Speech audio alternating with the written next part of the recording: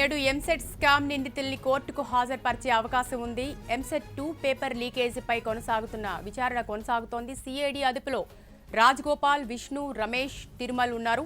మరికొంతమంది నిందితుల కోసం గాలింపు చర్యలు సాగుతున్నాయి. పూర్తి సమాచారం మా రిపోర్టర్ సందీప్ అందిస్తారు. సందీప్, ఈ రాజగోపాల్, రమేష్, విష్ణు, తిరుమల్ ఈ నలుగురు నిందితుల్ని కోర్టులో హాజరుపరిచే అవకాశం ఉందా?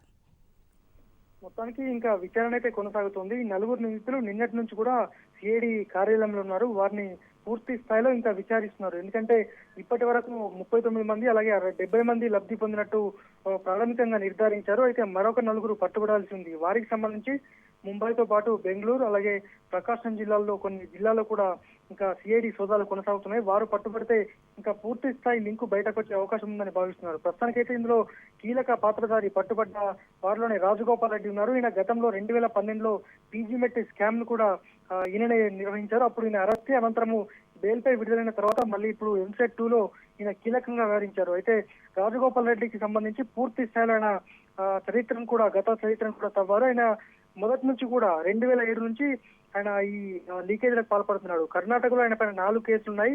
వీటితో పాటు బెంగళూరు సిబిఐతో పాటు ఇంకా అనేక కేసులు కూడా ఉన్నాయి. అందులో పనిచేసే మణిపూర్ లోని ప్రింటింగ్ ప్రెస్ లో పనిచేసే ఒక వ్యక్తితో సంబంధం ఏర్పరచుకున్న రాజగోపాల్ రెడ్డి తద్వారా పరీక్షా పత్రాల లీకేజ్ పాల్పడుతున్నట్టు ఇప్పటి వరకు గుర్తించారు. మొత్తానికి లబ్ధి పొందిన విద్యార్థుల పైన కూడా వారి డబ్బులు ఇచ్చిన తల్లిదండ్రుల పైన కూడా కేసులు నమోదు చేసే అవకాశం ఉంది. దానికి సంబంధించి అటు పేరెంట్స్ కూడా ఇప్పటి వరకు డేటా సేకరించారు. వారి కాల్ లిస్టు ఎవరెవరు ఎన్నిసార్లు మాట్లాడారనేది పూర్తి సమాచారాన్ని కూడా ప్రస్తుతం సిఐడి సేకరించింది. దానికి సంబంధించి ఒక నివేదికను రూపొందించి మరి కాసేపట్లో ప్రభుత్వానికి కూడా ఇచ్చే అవకాశం ఉంది. అయితే ఖచ్చితంగా ఇవాళ మధ్యాహ్నం మాత్రం ఈ పట్టుబడ్డ నలుగురు నిందితుల్ని కోర్టులో హాజరుపరుచున్నారు. అనంతరము వీరిని మీడియా ముందు కూడా ప్రవేశపెట్టే అవకాశం ఉంది. అయితే ఖచ్చితంగా ఈ విద్యార్థులతో పాటు తల్లిదండ్రుల పైన కూడా క్రిమినల్ కేసులు ఖచ్చితంగా నమోదయ్యే అవకాశం ఉంది.